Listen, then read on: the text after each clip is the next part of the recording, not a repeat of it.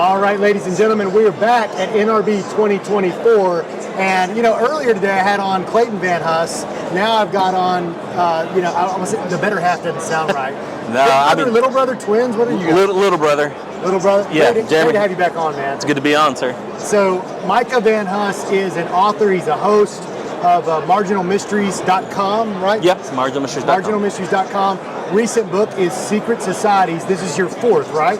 This is my third book. Third. Yes, sir. Do you consider these a set of books, or are they totally different? They're independent. Now we're going to start selling them as a set, but they're independent. You can pick this one up without having read the other two, and you're good to go.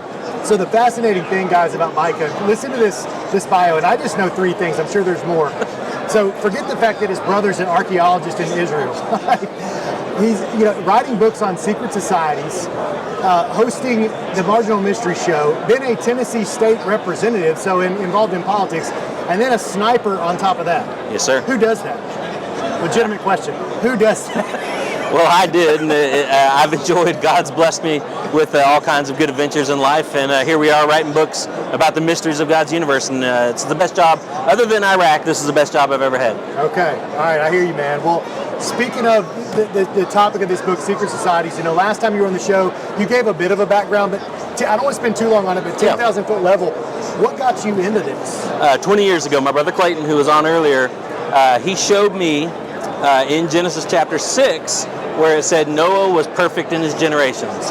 That concept right there, when I realized that Genesis 6 talks about the angels coming down, cohabitating with women, and having giant offspring in the Nephilim, and that 3-4 verses later, Noah is chosen to survive the flood because he was perfect in his generations. His bloodline had not been tainted with that of the giants. Man, my brother told me that 20 years ago. The first book I picked up was the Nephilim and the Pyramid of the Apocalypse, and I just started reading and studying and watching, and it's just like, man, from 20 years ago, it's just been a journey. Ultimately, when it comes to the Nephilim and the seed war, right? Mm-hmm. You got the daughter of the serpent, and then you got the sons. Yeah. I'm talking about daughters. Yeah. It's been a lot of shows today, dude. Yeah. A lot of shows. You got a seed war going on. One is going to come and bring about the Messiah. Mm-hmm. The other one is meant to infiltrate the human bloodline, right? Yeah. And does that give you some peace about the Old Testament when it talks about go in and drive out or kill every man, woman, and child? Because as a kid reading that, that hurt my heart, man. It gave me a lot of peace, and when I was on your show a month ago, I guess, or so, I did not touch on that, but you did, and that was a point for me, and just like for you. When I was a kid, I always wondered why God told Joshua not only to conquer the people in the Old Testament, but also to, some of them, utterly wipe them out, killing women, children, and livestock. Every instance now as an adult, when I know about the giants that were throughout the land, as an adult, every instance where I go back through and I read Joshua is told to wipe them out, they're a race of giants. They're the Anakim, the Rephaim, the Zumims, so they are a race of giants. So what about yes, that does give comfort. Perizzites, Hittites, like they name those a whole bunch. Now, there's a lot of allies in the Old Testament, back and forth, but none of those off the top of my head ring a bell on the giants. But and I mentioned it in Secret Societies and The Earth as It Was, my last book, a number of the races of giants. And these races of giants, there's theories. We talk a lot about Nimrod in the Secret Societies book because he is very much involved in the origins of secret societies. So we do talk about, there is theories, I don't necessarily agree, but it's possible that Nimrod breeded into the giant bloodlines so that his bloodline is there. And so another point, when you talk about the serpent seed, we as Christians who believe the Bible is God's word, then in Genesis, I believe, chapter 3, says that the serpent's seed he'll bruise your head and you'll bruise his heel. So the Bible does say that there is a serpent seed. So when you're talking about the serpent seed, this is what's coming to fruition in the end times. These bloodlines, in my book, chapter 3 or 4 is bloodlines, and it talks about the most powerful families in the world. But that serpent seed, and these names are hard to follow. I mean, we've got Rothschilds, Rockefeller, Kennedys, Onassis. We got a lot of bloodlines, 13 of them specifically. You just upset some people by including Kennedy, but go ahead. Yeah. So, and that was Springmeyer's theory, and so I kind of follow his because he's right on a lot of stuff. I don't know about all of it, but yeah, we follow those bloodlines, and a lot of times the names are hard to keep up because these bloodlines will adopt out the firstborn into another family just to get another name in there. So it's kind of hard to follow. Yeah, no doubt about it. a lot of the Luciferians today, the ones, if you look deep at the Kabbalistic, go way back to what they originally believed. A lot of them do subscribe to the idea. I mean, everything's flipped on its head. We're awaiting the Son of God. They believe they are already sons of God. Yeah. They worship the serpent. We look at serpent as the enemy, so it's all flipped. Many of them believe that there was a true seed that was birthed from Lilith and the serpent, whatever that would be, back in the garden. Right. Is there truth to that in your mind, or is that just a mythology? I don't prescribe to that serpent seed theory that instead of a fruit it was sex for Eve. Is that what we're getting into? I don't necessarily prescribe to that idea. But I do believe that the serpent seed is preserved. Now we got Cain, who is Eve's son, but we also have the evil Enoch. But what you talked about is a kind of a mirroring of Jesus on one hand and Satan on the other. When it comes to the end, people can choose Babylon or Jerusalem. It's the city, it's Jesus or Satan. So yeah, there's absolutely the contrast between good and evil. So, but when it comes to Nephilim, now how would you describe a Nephilim? So the Nephilim are in my opinion, the offspring of the Watchers in Genesis chapter 6. According to the book of Enoch, they come down in the 5th generation, which is Jared, the father of Lamech. I could be wrong on that. But the 5th generation from creation is when the Watchers descend, cohabitate with human women, and have giant offspring in the Nephilim. Now that's before the flood, but Genesis 6 says there were giants on the earth in those days and also after. So we know there's giants after the flood because Joshua kills them, Moses and David killed them. My theory on that's the question I get asked the most of everything that I get asked is how did the giants come back after the flood? My theory is that the 70 angels that are set to rule over the nations in Deuteronomy chapter 32 verse 8, that God sets those 70 angels over the nations. That's when God chooses Israel as his own people. We see this mirrored in the story of Atlantis. The very beginning of the story of Atlantis is there was a day when the gods divided the world among themselves. We see it in Greek mythology during the Titanomachy.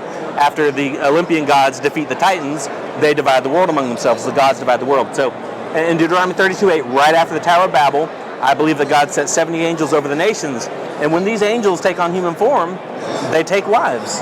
And so I believe that the giants after the flood come from the 70 angels that God put over the nations and have more Nephilim offspring. So the reason I asked the whole question is it's a matter of times, like because you said you don't subscribe to the idea of Lilith and a serpent of some type, but you do say there can be a supernatural being copulating with a human, creating something. Absolutely. It's just a matter of when that began. And yes, absolutely. And of course, I say the 5th generation in the days of Jared, which is what the book of Enoch says. But the idea of angels taking on human form and interacting with us as humans should not be foreign to Christians. It's the angels that take Lot and his family by the hand out of Sodom.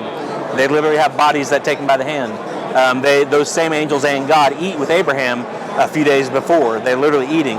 God wrestles with Jacob. So the idea that angels take on human form and interact with us shouldn't be foreign to Christians. Makes total sense. Let's jump way forward in history because those things are things we kind of discussed in our previous interview, which I'll include the link to that first interview in the description. Let's talk about the founding of America. Mm-hmm. So you've got 2 bullet points here in your list of questions. Did the Freemasons mastermind the American Revolution? That's one. Another is, why is there so much Masonic symbolism in our country's infrastructure? Mm-hmm. Describe what was going on in Freemasonry, Illuminati, 1776. So before 1776, Sir Francis Bacon, he writes about a new Atlantis. He wanted America, the new world, to be Atlantis reborn, a place to bring back the old gods, a place to enlighten humans. So that's kind of the roots of it a little bit. And then as we talked about on your show a month ago, there was a sect in Freemasonry, in Freemasonry, where we have kind of 2 Freemason ideologies, one based on the theological good God of the Bible, but also another based on what the Illuminati had done to Freemasonry. The Illuminati came about in 1776, and the way the Illuminati spread initially was to infiltrate Freemason lodges, and so that's how they got members. And Benjamin Franklin was part of the Illuminati side of Freemasonry, and you can see it in the Declaration of Independence, many names for God, nature's God, Almighty God, and so there was that schism in Freemasonry. And George Washington, as we talked about, I don't think George Washington was a bad guy. He believed in the Freemasonry that preached the holy God of the Bible. And of course, George Washington said that he hadn't been in a Freemason lodge for the last 30 years of his life. There. I appreciated that so much. I'm going to make that its own Instagram post of just a screen capture of that letter. I think it was a letter, right? That he written. Yeah. Just talking about like, hey, yeah, like yes, I'm a Freemason, but I've not even been in a lodge in like 30 years. Yeah. I get that. You know, that makes sense to me. And so the Illuminati side of Freemasonry, they wanted to teach human enlightenment. That's what they've been teaching in the Hermetic religion since Hermes found the knowledge of the Watchers. They're called the Hermetic religions and philosophies. Out of that we get Buddhism, Hinduism, up to Theosophy with Helena Blavatsky, and we get the New Age movement. And that's kind of Benjamin Franklin's idea of Freemasonry, is to teach the enlightenment of mankind, that we will ourselves one day become as God. What did the serpent tempt Eve with in the garden? You will become like God. So these secret societies are teaching enlightenment. And the Apotheosis of Washington, the painting of George Washington under the rotunda that we talked about, depicts George Washington ascending into godhood among the Roman gods. But that was done after George Washington was dead. Yeah, I remember, like he didn't approve of that painting, like, yeah, I'm a god. And if you're the Illuminati sect of the Freemasonry wanting to stick it to or get rid of the good Christian version of Freemasonry, well then you're going to paint George Washington like he was one of the bad guys. And so fascinating. Also, you'll notice around the Apotheosis of Washington, under the Capitol building rotunda, the painting is surrounded by 72 stars. Yeah. And what does that symbolize? That symbolizes the 70 to 72 angels that God set over the nations back in Deuteronomy 32:8. The number of 70 keeps appearing. But yeah, that's in reference, in my opinion, to the gods of old. You know, another thing, wasn't there 70? It's a question for another time. Question for another time. Let's go way forward here. I've got a lot of interest in this. So the Bohemian Grove, I think a lot of people think of, okay, Alex Jones discovered like a lot of stuff going on there. Yeah. But you think of more like 80s, 90s, the Nixon era through, and I know that it's way bigger than that, but that's when it kind of came into American consciousness, if people were willing to dig a little bit. So I'll ask the first question. Why are there so many prominent American politicians that have visited the Bohemian Grove? Yeah. But then I want to ask also, you don't hear about it much anymore. Is it still going on? It is still going on. As far as why, it's kind of similar to why does Skull and Bones exist? Yeah, they're secretive, and yeah, they do weird stuff. But I think that these places, first of all, the Bohemian Grove was founded in the early 1900s as basically a who's who in American politics and business. It was its own like little Bilderberg for American politicians, right? No women allowed, only men, and so it was just a kind of a who's who, Bilderberg. I think that at least the Bohemian Grove and Skull and Bones, there's a lot of secrets around them, but I think they exist as a recruiting ground for younger people into these secret societies, into basically the New World Order, I guess is probably the most popular term. So, yeah, I think it's a recruiting ground. Now, they do... you remember what Nixon said about it when he went? No, I don't remember what Nixon said. Yeah, Nixon got invited. He stayed for one day and left. He's like, it's the faggiest thing I've ever seen in my life. So he may have only stayed for one day, but they sure got a picture of him with Ronald Reagan there. So maybe he didn't stay just one day. I don't know, man. Yeah. I did like his statement. Yeah. The more I found out about Nixon, and you may disagree with this, I kind of think maybe he wasn't all a bad guy because he's so reviled by the global controllers today and the American progressives. They hate him. Yeah. For that alone, I kind of like him. Yeah. But then there's good and bad. Yeah, maybe he pulled a Trump because they don't like Trump either. He's not in their control. I didn't mean to stop your train of thought right there. So, Bohemian Grove, you think it's still doing the same thing? So there's been a lot of publicity around it. So I would assume, but I don't know. I would assume they're still doing the cremation of care. The cremation of care is what Alex Jones snuck into and filmed, his cameraman filmed, where they burn a human effigy, they don cloaks and carry torches, and burn the human effigy in front of the owl statue. So that obviously got out in the media, the real footage of it. So, if they have... It's horrifying, really, because it's not, I mean, I can understand if guys are being goofy, but these are grown men. Yeah. These are masters of media and politics. And presidents. And they're like screaming at the top of their lungs with like those like fearful blood curdling kind of screams as they're doing this play, and they're calling it the cremation of care. Yeah. Now maybe there's a meaning for that. I don't realize, but I'm like, okay, the cremation, the killing of care. Yeah. I don't get it. And I think it's symbolism to sacrificing your children to Moloch. We don't.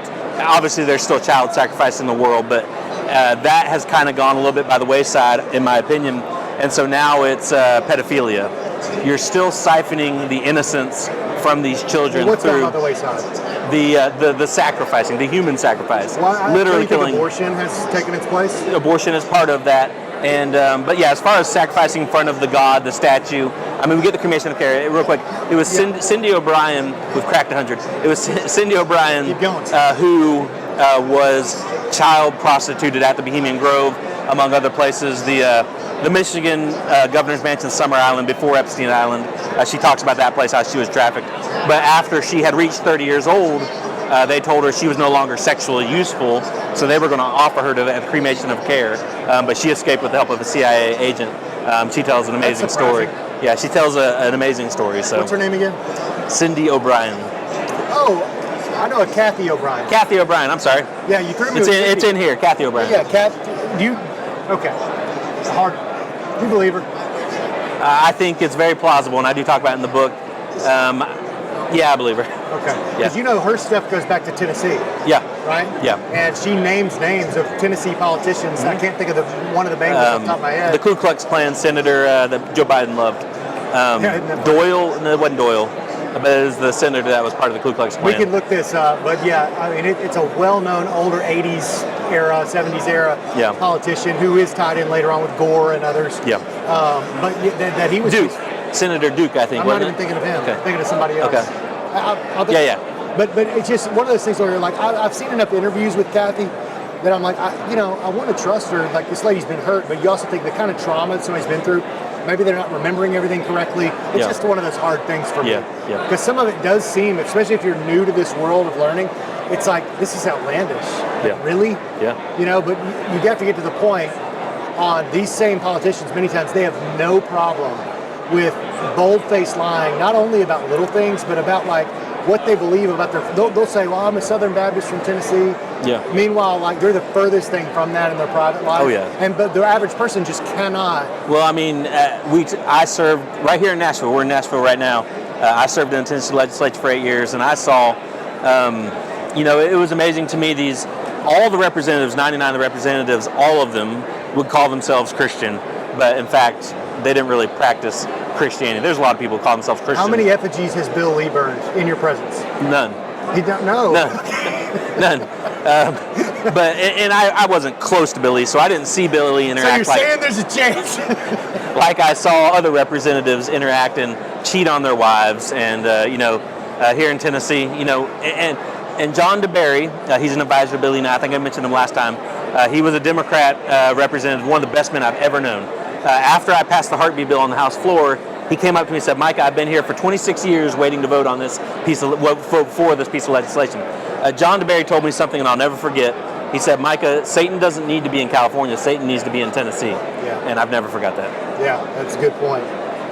Yeah, good one, man. Well, tell us a little bit more about what is in this book that's beyond what we're talking about now. So when we start to close out this book in the last chapter, the Beast Empire, we start to obviously in the last chapter, bring the culmination. But one of the things we talk about is the secret of Freemasonry, which is also the secret of Rosicrucianism, and I think they might be onto something. First of all, the secret of Freemasonry, we did talk about it last time, the pillars of Jachin and Boaz. Basically, the secret of Freemasonry and Rosicrucianism is the mixing of the celestial with the earthly. Yes. The compass and square for the Mason symbol, the square represents the earthly feminine, and the compass represents the celestial masculine. And so one of the things we talk about is, so basically there's a mixing of celestial and earthly. Does that mean the Watchers, angels descending and copulating with women in the end times to bring about more giants, more Nephilim? Does it mean demonic possession of the masses? Does it mean alien abduction and harvesting human eggs, human sperm to create chimeras, like we believe what's going on before the flood in the book of Enoch? But one thing fascinating is the idea that mixing of the heavenly and earthly is actually the resurrection of the body of Nimrod. Osiris, who is, in my opinion, Nimrod, and we talk about in the book, Osiris was the first Egyptian mummy ever recorded, and the Egyptian coffin texts say that Osiris, a supernatural fire protects Osiris's body somewhere in the Gizeh necropolis, some speculate under the Great Pyramid, that his body is supernaturally protected. Freemason texts, the Tale of the Craft, I believe it might be, Manly P. Hall, he talks about the body of Osiris is protected by the fire, but he will rise again. And even the Egyptian coffin texts say that the body of Osiris will rise again. So we tie it into the end times, the mixing of the celestial with the earthly. The Freemason texts say that his soul is in the abyss. His soul is in the abyss, in hell, but his body is buried. what do we see in the image of the Antichrist in Revelation? A lot of folks say that the image of the Antichrist will be a statue that is supernaturally animated. Well, I speculate that actually, maybe it's not a statue, maybe it's actually a mummy, the body of Osiris that is supernaturally animated. Revelation 13, it may not be 13, maybe Revelation 9. It talks about the statue that the false prophet animates. They say it will be a miracle, like people will see it as a miracle. So it's not just AI, there's something more to it. So I speculate that it is the body of Osiris, the body of Nimrod, being reincarnated and brought to life on television in front of everybody. So fascinating stuff, and that's what Freemasonry kind of believes. It is fascinating stuff, dude. There's so much to unpack there. Last thing I'll ask you, we're here at NRB. There's a ton of booths, right? Mm-hmm. Freemasons at the highest level are masters of deception. Mm-hmm. They'll get in, just like the Jesuits, if you read their extreme oath of induction, if you need to be a Jew, be a Jew. If you need to be a Protestant, be a Protestant. Ingratiate yourselves to them so that ultimately you can knock them off course. Mm-hmm. I know that's in the Jesuit oath. Freemasons, I know, work very similarly. Yeah. Do you feel that there could be Freemasonry infiltration into the church being the broad body of Christ today, in order to knock us off course in terms of theology and what we believe about the future, etc.? I do. I've got a good friend who's a Mason, and again, I believe that the low-level members and initiates don't know what's going on. It's the 33rd degree, the heads of these elite societies that know what's going on. So, but also the chapter before the last is the Great Deception, and it's about the Catholic Church. So yes, when we talk about the church being infiltrated, my opinion on the Catholic Church, sorry for touching my mic, my opinion is that Constantine, who brought the Council of Nicaea in 325 AD, that was the council that mainstreamed the tenets of the Catholic Church. Well, Constantine worshipped pagan gods until the Battle of Milvian Bridge, where an angel he saw in a dream showed a cross and said, "In this sign you will conquer." After Constantine won the Battle of Milvian Bridge, he became a Christian, quote unquote. I don't think he really became a Christian. What I think Constantine did, and also in the Council of Nicaea by setting the doctrine forth of the Catholic Church, I think Constantine brought the old pagan gods who he worshipped and brought them into the Catholic Church and merged them, so that instead of the Virgin Mary, one is worshiping Isis, the Semiramis, the wife of Nimrod. So I think that's what Constantine did. So I speculate in the book, in the second to last chapter, that the Catholic Church will bring about the one world religion. It will not be Catholicism. It will be a pagan religion. For instance, in December, Pope Francis said it's okay to bless homosexual marriages. That is the antithesis of what God teaches in the Bible. Right. So I do think that the Catholic Church is the Great Deception. Satan has nestled himself right up next to the leadership. Again, it doesn't mean that the low-level members, low-level initiates, employees of the Catholic Church there's a fight going on. Know what's going on. I even know a couple of Catholics in Tennessee that hate what the Pope's doing. They don't like the Vatican anymore. And I'm like, why don't you just not be Catholic? Yeah. Yeah. So it's kind of like if you don't appreciate your coach, play for another team. Yeah. I mean, Jesus himself says, "Call no man father on this earth, but God in heaven." But yet, what does Pope mean? Papas. Pope means father in Latin. Yeah. So if you're a Catholic and you're answering to the Pope, you're calling him father, and Jesus says not to do that. It's fascinating stuff, man. Micah, I appreciate you coming on. Jeremy, man. I appreciate you having me, man. Yeah. It's good Links to be on. in the description, guys. Check this dude out. Fantastic book. I can't wait to read it. Marginalmysteries.com. Marginalmysteries.com. All right, brother. Oh, you put the websites down at the bottom, don't you? Yes. Yeah. They'll be in the description, guys. Okay. It's a live stream.